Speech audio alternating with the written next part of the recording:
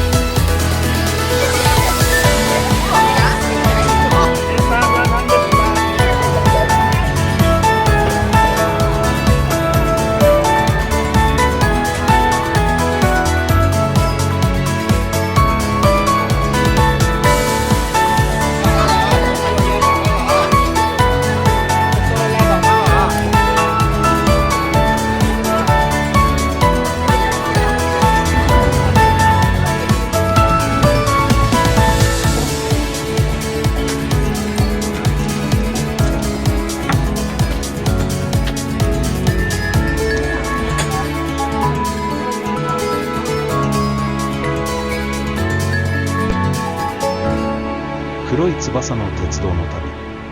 タイ国鉄、メークロン線、メークロン市場。